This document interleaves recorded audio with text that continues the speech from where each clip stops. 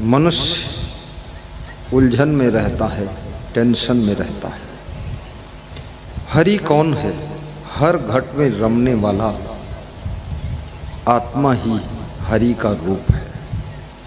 जब तक आत्मबोध नहीं होता है तब तक मनुष्य की टेंशन और चिंता खत्म नहीं होती है। धीरे धीरे सत्संग के प्रभाव से आत्मज्ञान हो जाता है और आत्मज्ञान होने पर धीरे धीरे मन चिंता की चिता से बाहर हो जाता है।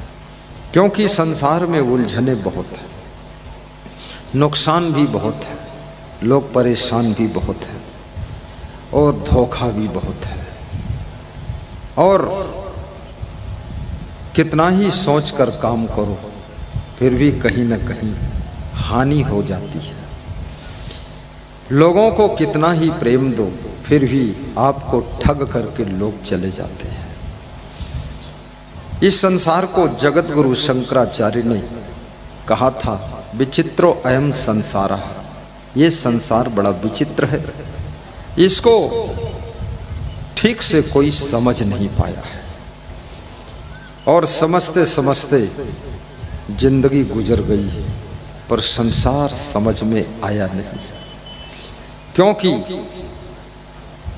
संसार नित्य नूतन हो जाता है, नित्य परिवर्तन हो जाता है, रोज रोज बदलाव होता है।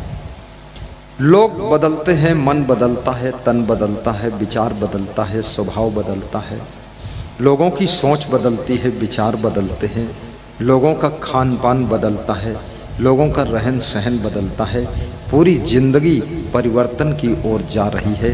जीवन एक परिवर्तन चक्र में घूम रहा है और संसार में इतना तेजी से परिवर्तन हो रहा है। संस्कृति भी बदल रही है, विकृति बढ़ रही है और लोग आपस में व्यवहार बर्ताव में भी बहुत परिवर्तन कर चुके हैं। बचपन में मैं देखता था मामा का भी बहुत सम्मान होता था। आज की तारीख में मामा भी की कीमत भी गिर चुकी है। अब ऐसे साधारण में हो गया मामा। अब किसी को मामा से मतलब नहीं, न पाजामा से मतलब है। सूट बूट टाई और डटे हुए हाई। एक समय वो था कि जीजा का भी बड़ा महत्व था। अब जीजा भी सस्ते बस्ते में पहुंच चुके हैं। धीरे धीरे ससुराल का महत्व भी गिरता चला जा रहा है।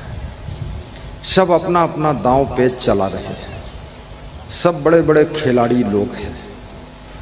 और याद रखना, जितना परस्पर का प्रेम कम होता चला जाता है उतना ही मनुष्य के जीवन में सुख भी घटता चला जाता है। इसलिए कबीर साहब ने बहुत बड़ी बात कही थी, 2.5 अक्षर प्रेम का पढ़े सो पंडित हुए। कबीर साहब ने बहुत अनुभव किया, बहुत विचार किया, बहुत गहराई में गोता लगाया और कहा कि प्रेम के बिना जिंदगी अधूरी है, प्रेम के बिना जिंदगी में दुख ही दुख है। पति पत्नी जो प्रेम से रहते हैं उनको बहुत सुख एहसास होता है। जो पति पत्नी आपस में मिल कर के महाभारत का युद्ध लड़ते रहते हैं।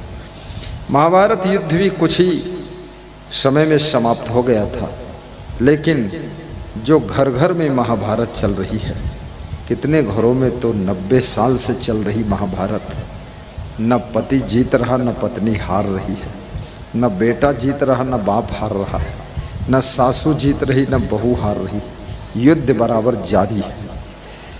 और ऐसी परिस्थितियों में सुख कहाँ हो सकता है। सहनशीलता धीरे धीरे लोगों की घटती जा रही है। संत कबीर कहते हैं, खोद खाद धरती सहे काट कूट बन राय, कटुक बचन साधु सहे और से सहा न जाए। कड़ुए वचन को सहना बहुत कठिन है। कबीर साहब कहते हैं, कितना ही धरती को खोदो खादो, गड्ढा बनाओ, फिर पाटो, फिर जोतो, उबड़ खाबड़ करो, लेकिन धरती सब सह लेती है, और धरती फिर भी नाराज नहीं होती है, और धरती फिर भी तुमको फसल देती है, अन्न देती है, फल देती है, सब्जी देती है। धरती तुम्हारे जिंदगी जीने के लिए व्यवस्था देती है। कितना खोदा खोदी किया, लेकिन फिर भी धरती तुम्हारी सेवा करती रहती है, तुम्हारी सेवा करती रहती है। काट कूट बन रहा है, और जंगल को कितना काटो कूटो। कितना लोग जो जंगल के पड़ोस में रहते हैं, पीढ़ी दर पीढ़ी से वे लोग जंगल की लकड़ी काटते रहते हैं। जंगल ही उनकी जीविका है। जब दांव पाते हैं चुपके से जंगल में काट लेते हैं, और साइकिल पर धर के घर ले आते हैं, और घर से फिर बेच देते हैं, और बेच करके रोटी चलती है। फॉरेस्ट विभाग के कर्मचारी भी जानते हैं ज़्यादा कोई उपाय नहीं है, थोड़ा थोड़ा राहत दे देते हैं। कभी पकड़ लेते हैं, 100-200 रुपये ले लेते हैं, उनका भी चाय नाश्ता हो जाता है, और लकड़ी कटती रहती है। लेकिन फिर भी जंगल उजड़ता नहीं है। जंगल फिर से और जंगल बढ़ता है, और जंगल बढ़ता है, और जंगल हमें ऑक्सीजन देता है। जंगल हमें वाटर लेवल को ऊपर ला कर देता है, और जंगल हमें प्रदूषण को मुक्त जीवन जीने का मौका देता है। जंगल की हरियाली हमारे जीवन के लिए बहुत आवश्यक है। कोरोना के समय में एक बहुत बड़ा doctor, heart specialist doctor Rabindranath मेरे आश्रम पर आए। अभी वो डिप्टी डायरेक्टर हैं पूरे उत्तर प्रदेश के। तो उस समय वे केवल डॉक्टर थे हार्ट के। उसके बाद वह सीएमओ भी हुए लखीमपुर के, अभी डिप्टी डायरेक्टर हैं। उन्होंने कहा जो आपके आश्रम पर रहे तो यहाँ कोरोना नहीं होगा उसको। तो हमने कहा क्यों, कोई लक्ष्मण रेखा खींची गई है क्या यहाँ? बोले लक्ष्मण रेखा है यहाँ। यहाँ इतने पेड़ हैं, इतने पौधे हैं, इतनी हरियाली है, इतना ऑक्सीजन है, क्योंकि ऑक्सीजन की कमी ही कोरोना का लक्षण है। यहाँ फुल ऑक्सीजन मिलती है। ऑक्सीजन से सिलेंडर से ले रहे लोग ऑक्सीजन, यहाँ तो हर पेड़ बड़ा सिलेंडर बनकर ऑक्सीजन दे रहा है। यहाँ कोरोना की बीमारी का प्रभाव 90% होगा ही नहीं, इसलिए ऐसे पेड़ों का महत्व होता है। अपने घर के आसपास में वृक्ष भी लगाइए। घर की लंबाई चौड़ाई बहुत मत बढ़ाइए। घर को 5 मंजिल ऊंचा बनाइए। नीचे मंजिल में सामान और मेहमान को रोकिए। घर के पीछे पशु जानवर, ट्रैक्टर, ट्राली, भूसा, घास, गोबर रखिए। सामने कार रखिए, मोटरसाइकिल रखिए। थोड़ा पेड़ लगाइए, सामने छाया रहे। साइडों में पेड़ लगाइए, पीछे भी पेड़ लगाइए, क्योंकि पेड़ में वह गुण है। कितना ही सूरज तपता है, लेकिन पेड़ सूरज के ताप को जहाँ खड़ा होता है वहीं पर कम कर देता है। अगर 50 डिग्री पे सूरज अग्नि बरसा रहा है और पेड़ पौधे बगीचे हैं, तो वहाँ वो अग्नि का प्रकोप केवल 25 डिग्री रह जाता है। इतना पेड़ों में गुण होता है। वृक्ष जब घटते हैं तो याद रखना जीवनी शक्ति घट जाती है। मैंने अपने गुरु से पूछा कि 101 वर्ष की लंबी उम्र आपको कैसे प्राप्त हुई? तो उन्होंने कहा मैं प्रकृति के साथ में जीवन जीता हूँ। सवेरे लगभग 5:30 बजे से लेकर और शाम को सूर्यास्त के आधा घंटे बाद तक 7-8 बजे तक वो बगीचे में ही रहते थे। खूब ऑक्सीजन मिलती थी। चना रोज चबाते थे, केला रोज खाते थे, थोड़ा दूध रोज पीते थे, दाल चावल सब्जी रोटी खाते थे, रसगुल्ला गुलाब जामुन कभी ना के बराबर लेते थे, खीर कभी ना के बराबर। बहुत हम लोग प्रेशर करते थे तो भी नहीं। और अगर बरसात नहीं है, बहुत ठंडी नहीं है, तो छत पर खुले आकाश के नीचे सोते थे। तो खुले आकाश के नीचे सोने के कारण, बगीचे में अधिक रहने के कारण उनके ऑक्सीजन की कमी नहीं हो पाई। 101 साल की लंबी जिंदगी जीने के बाद संसार और शरीर को छोड़कर गए और शिष्यों को बहुत दिनों तक दर्शन दिया, आशीर्वाद दिया। आज उनकी यादें रह गईं। आज हमारे पास में एक भक्त आए थे, महेंद्र पाल सिंह फौजी, सराय लतीफ के, कह रहे थे 15 मई को मैं आश्रम जाऊंगा। मैं वादा किया हूं, संकल्प लिया हूं, क्योंकि 16 मई को गुरु का शरीर छूटा है, तो उस गुरु के जिस दिन उनका अंतिम जीवन यात्रा हुई है, वहां जाकर मैं उनके समाधि मंदिर का दर्शन करूंगा, क्षमा मंदिर का दर्शन करूंगा। वहां पर हम अपनी श्रद्धा के 2 सुमन अर्पित करेंगे और वहां ध्यान लगाएंगे। कई बार उनको कहा गया अंदर आओ, सो जाओ, भीतर आ जाओ, कमरा है।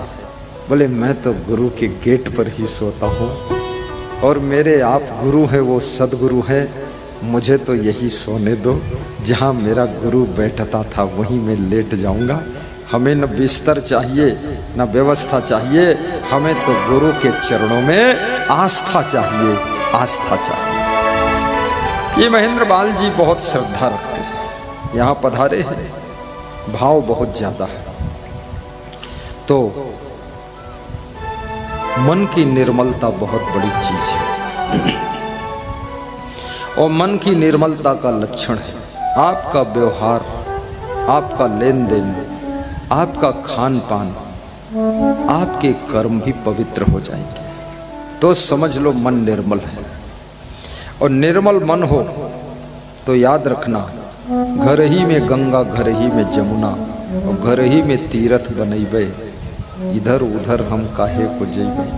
और घर ही में मंदिर, घर ही और घर ही मदीना बनैबे, और घर ही में काशी और घर ही में हरिद्वार, फिर इधर उधर भटकने की जरूरत नहीं है। संत रविदास ने बहुत बड़ी बात कही थी कि मन चंगा तो कठौती में गंगा। लोगों ने उनका बड़ा विरोध किया था कि क्या बात बोलता है, मन चंगा तो कठौती में गंगा। लेकिन कबीर साहब ने उससे भी बड़ी बात कह दी। कबीर ने कहा कि मन चंगा तो मन ही गंगा, फिर कठौती का लफड़ा भी डालने की जरूरत नहीं है। अगर मन पवित्र है तो याद रखना, तुम चलते फिरते तीर्थ हो, तुम चलते फिरते मंदिर हो, तुम एक प्रकार से तुम्हारे दिल में देवालय है। सारा खेल मन का है। और कबीर साहब ये भी कहते हैं मन चंचल भी बहुत है।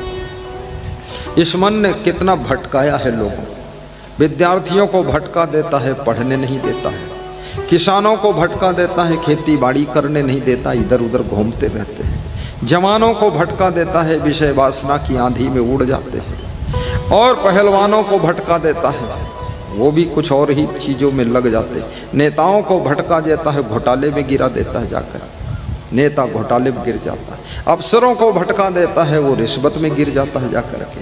बड़ी मुसीबत है इस मन की। तुम जहाँ हो वहीं मन तुम्हारा तुमको भटकाने के लिए प्रयास करता है। साधुओं को भटका देता है, वो कहीं से सधुनी ढूंढ कर ले आते। कितने साधु भटक गया, 25-25 साल लंगोटा बांधा है और 42 साल की उम्र में न जाने कहां से राम लल्ली देवी को ढूंढ के लाया है। बड़ा नालायक है, पूरा भोगे लाल बना है। साधुओं को भी भटकाने के लिए मन कसर नहीं छोड़ता है। और कितने अफसरों को मन ने भटका दिया, बड़ा अहंकार ला गया है। जब से अफसर हो गए सीधे मुंह बात ही नहीं कर रहे। जब रिटायर हो गए तो दुनिया उनसे सीधे मुंह बात नहीं करती, सब बदला ले लेते हैं। अहंकार ये मन का ही एक पार्ट है, ये भटकाने में मदद करता है। कभी मन का पार्ट काम वासना बनकर तुमको भटकाता है, कभी क्रोध बनकर भटकाता है। कितनी बहुओं के क्रोध ने उनको भटका दिया, सास ससुर से दूर हो गई। चाय की दुकान खोल कर बैठे हैं पति पत्नी, ना मालूम कितने लफंगे लोग सुबह से शाम तक आते हैं, उनकी जूठी कप और प्लेट धोते रहते हैं। लेकिन जिस सास ससुर ने उनको करोड़ों की संपत्ति दिया था, उसको एक चाय बनाकर देने में उनको बहुत खराब लग रहा था। आज उनको चाय पिला रहे हैं, गंदे लोगों को केवल 2 रुपये के लिए चाय बना बना कर पिला रहे हैं। और आपके सास ससुर ने, माँ बाप ने आपको तो लाखों करोड़ों की संपत्ति दिया था, कृपया उनको तो शुद्ध देसी दूध की चाय बनाकर पिलाइए। आधा चम्मच घी भी डाल दीजिए। जिन्होंने सब कुछ दे दिया तुमको, घर दिया, मकान दिया, दुकान दिया, जमीन दिया, धन दिया, दौलत दिया, गाड़ी दिया, सब कर दिया, विवाह कर दिया, पढ़ा लिखा दिया, उनको चाय देने में तुमको तकलीफ हो रही है और केवल 2 रुपये के लिए दिन भर चाय बेचते रहते हो। कृपया अपने माँ बाप को पहले संभालिए, तो बिजनेस तो अपने आप संभलता चला जाए। थोड़ा जोरदार ताली भी बजाइए, तालियों में दम नहीं। कबीर साहब कहते हैं, ई मन चंचल, ई मन चोर, ई मन शुद्ध ठगहार, मन मन करते सुर नर मुनि जहड़े मन के लक्ष्य द्वार। मन की चंचलता के लिए लाखों द्वार हैं। एक तरफ से मन को नियंत्रित करो तो दूसरी तरफ भागता है। कितने लोग मन की चंचलता से बहुत तंग हो चुके हैं और कहते हैं मन में बड़े खराब खराब विचार आ रहे हैं। तो उनसे पूछो क्या खराब विचार आ रहे हैं, तो कहते खराब विचार आ रहे हैं। और क्या खराब विचार आ रहे हैं? पूरी इज्जत लेना चाहते हो क्या? खराब यानी खराब, और क्या खराब? मन में गंदे गंदे विचार आ रहे हैं। शरीर बूढ़ा हो गया तो भी मन में गंदगी दूर नहीं हुई है। तन बूढ़ा होने से मन बूढ़ा नहीं होता है। याद रखना, मरते समय भी मन बड़ा स्ट्रांग रहता है। इसलिए बूढ़े लोग भी बहुत उलझे रहते हैं। कोई ये मत सोचे कि बुढ़ापा आएगा तो शांति मिल जाएगी। बुढ़ापे में और ज़्यादा शांति मिलेगी, क्योंकि वहाँ भी मन का खेल चल रहा है। बूढ़े लोगों को नींद नहीं आती। क्यों नहीं आती? क्योंकि रात दिन मन में न जाने क्या क्या सोचते रहते हैं, उलझन भरी रहती है, चिंता, टेंशन, स्ट्रेस, बहुत विचार चलते रहते हैं। टाइम तो बहुत है सोने का, पर नींद नहीं है। और जब नींद थी तो टाइम नहीं था जवानी में। और बचपन में खूब सोते थे तो माँ खुश होती थी कि बच्चा ज़्यादा सोए तो मैं अपना काम करूँ। और जवानी में जब नींद आती थी, तुम सोते थे तो माँ बाप धक्का मारते थे, कितना सोएगा तू, कुंभकर्ण बना बैठा है, सब बर्बाद करना है क्या? और जब टेंशन दिमाग में आ गई तो नींद भंग हो गई, तो पति पत्नी को समझा रहा है सो जाया करो। पत्नी भी पति को समझाती है क्यों चिंता करते, सो जाओ। लेकिन उसके बॉडी के हार्मोन सब डिस्टर्ब हो गए, संतुलन खो चुका। और एक बार शरीर का संतुलन खो जाए, बॉडी का संतुलन खो जाए, हार्मोन्स डिस्टर्ब हो जाए, तो याद रखना फिर नींद नहीं आती है। और नींद ना आना ये सबसे बड़ा संकेत है कि बहुत भयंकर बीमारी से तुम्हारा शरीर ग्रसित होने वाला है। क्योंकि जब शरीर गहरी नींद में सोता है तभी शरीर की रिपेयरिंग होती है, शरीर का मेंटेनेंस होता है, शरीर की सर्विसिंग होती है।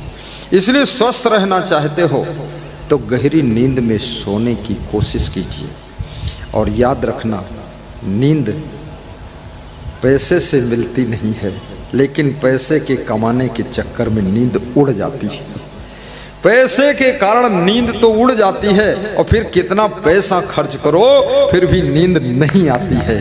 ये कितना बड़ा खेल है। पैसे कमाने के चक्कर में स्वास्थ्य भी खो जाता है और फिर लाखों खर्च करो तो भी स्वास्थ्य वापस लौट कर आता ही नहीं। कम से कम 7 घंटा सोना अनिवार्य है। कुछ लोग कहते हैं हम 5 घंटे सोते हैं। कोई जन्म का पाप भोग रहे हो, 5 घंटे सो। किसके लिए तुम इतना जाग रहे हो 19 घंटा? कौन तुमको धन्यवाद देने वाला है? किसके लिए इतना मर मिट रहे हो? 7 घंटे सोइए और यदि अवसर मिल जाए तो 8 घंटे भी सोइए। फिर देखना, जो गहरी नींद के सुख से पार होता है वो व्यक्ति के मुखमंडल पर भी चमक आ जाती है। उस व्यक्ति का शरीर ताजगी एहसास करता है। और ये भी याद रखना, 24 घंटे भी न सो तो भी तीनों लोक के मालिक तुम त्रिलोकी नाथ बन नहीं सकते हो। और 48 घंटे भी ना सो फिर भी मुकेश अंबानी नहीं बन सकते हो। और तुम कभी भी मत सो, पागल हो जाओगे, लेकिन प्रधानमंत्री भी नहीं बन सकते हो। इसलिए इस लफड़ा में फंसो मत। जो हो वही बहुत है और जो जरूरत है वो भी सब बन जाओगे। इसलिए सोइए भी ठाठ से और खाइए भी प्रेम से और जियो प्रेम से और हंसिए भी प्रेम से। मैं मध्य प्रदेश में सत्संग कर रहा था तो एक गांव में मेरी पधरौनी थी। तो पधरौनी में स्वागत के लिए 3 किलोमीटर से भक्त लोग आए थे। तो एक मुंडी गाड़ी थी, मुंडी गाड़ी जिसमें छत नहीं थी, उसमें ढोल बजाने वाले को बिठाया था और उस गाड़ी के पीछे मेरी गाड़ी चल रही थी। तो जो ढोल बजा रहा था वो मेरा प्रवचन सुनता था, क्योंकि भक्ति में गरीब अमीर का भेद नहीं होता। तो मुझे देख देख कर वो हंस रहा था और 3 किलोमीटर तक उसने मुंह बंद ही नहीं किया, होंठ खोले रहा, दांत बड़े बड़े दिखाता रहा, हंसता रहा। रास्ते में देखा एक आदमी सूट बूट पहने हुए खड़ा था। उसके चेहरे पर मुस्कान नहीं थी, खुशी नहीं थी, हंसी नहीं थी, प्रसन्नता नहीं थी, जबकि ये लगता था वो करोड़पति से कम नहीं है। और ढोल वाला, उसका सारा काम ढोल पोल ही है, लेकिन बेचारा ढोल ही बजाकर खाता हंसता था। तो मैंने कहा ढोल वाले से, जब उतरा गाड़ी से, पूछा तुम खुश क्यों थे इतने? बोले आपका प्रवचन सुनता हूँ, आप सिखाते हो खुश रहना चाहिए, तो मैं खुश रहता हूँ। हमने कहा धन की क्या स्थिति है? बोले धन जो कुछ है यही ढोल है और कुछ नहीं है। ढोल? तो हमने कहा पत्नी? बोले वो भी ढोल है। हमने कहा वो कैसे ढोल है? बोले वो ऐसी ढोल है, पड़ी रहती है और ज़्यादातर वो आराम में रहती है। तो हमने कहा उसको भी सत्संग सुना दो।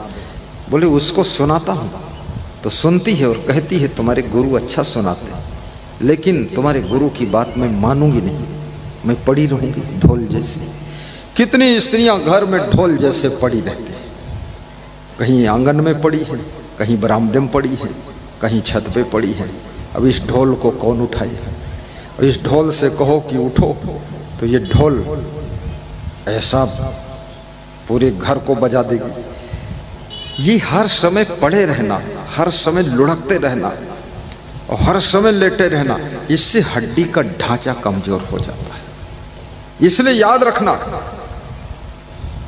नींद के समय सोइए, आराम कीजिए, फालतू समय लेटे मत रहिए।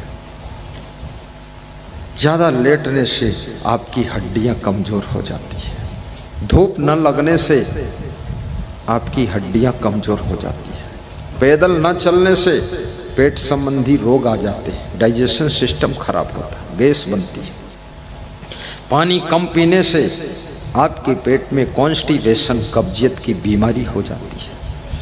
चिंता करने से आपको आनंद की प्राप्ति नहीं होती है।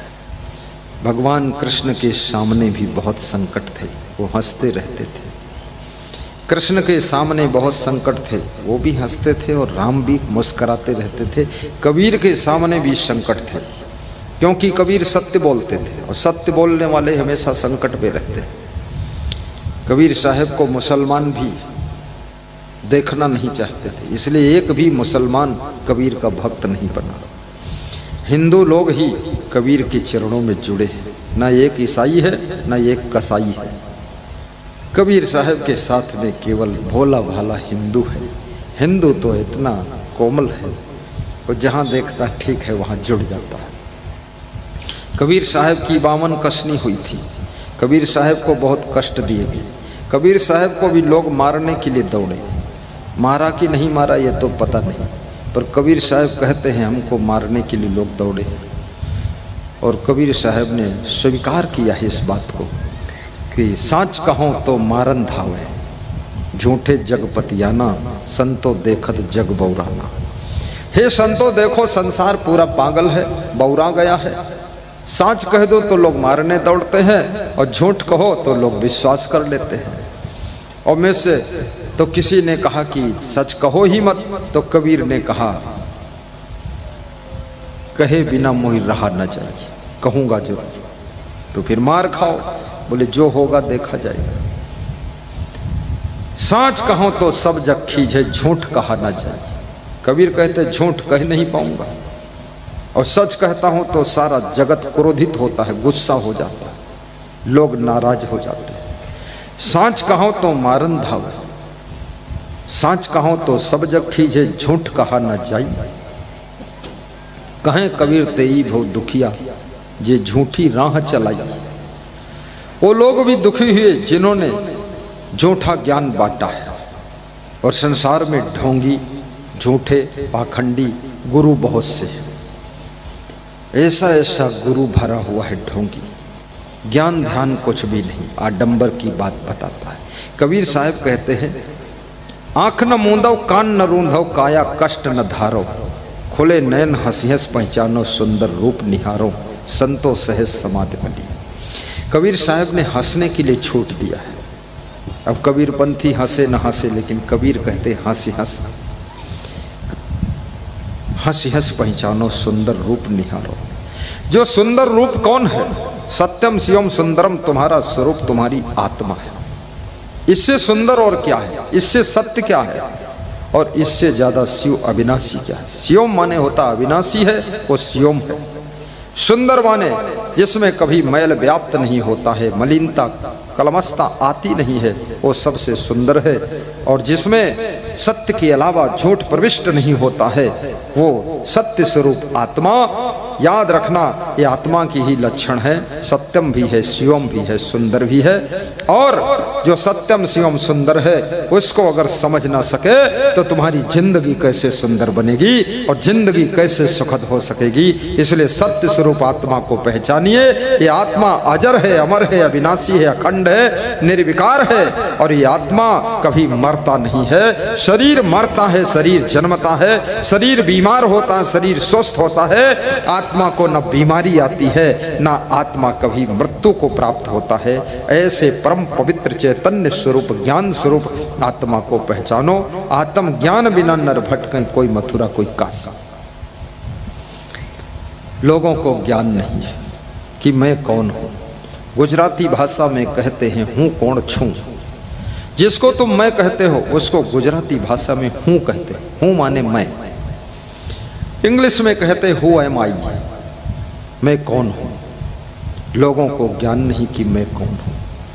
एक स्त्री से पूछो तुम कौन हो, कहती मैं स्त्री हूं। फिर पूछो तुम कौन हो, तो बोलती है मैं डॉक्टर हूं। फिर पूछो फिर से बताओ तुम कौन हो, तो बोलती है मैं उनकी बेटी हूं। लेकिन कभी नहीं कहती है कि मैं शुद्ध स्वरूप आत्मा हूं। अपनी आत्मा को पहचानिए। आज जिनको स्त्री का शरीर मिला है, अगले जन्म में उनको पुरुष का शरीर भी मिल सकता है। और जो पुरुष के शरीर में बैठे हैं, अगले जन्म में स्त्री का शरीर प्राप्त करके साड़ी पहनकर भी बैठ सकते हैं। इसलिए पुरुषों को स्त्रियों को तंग नहीं करना चाहिए, अन्यथा बदला लेने के लिए तुम्हारी स्त्री पुरुष बनकर आएगी और तुम्हारा पति बनेगी, और तुम पत्नी बनकर लहंगा हिलाते रहोगे, तब ठोकाई तुम्हारी शुरू होगी।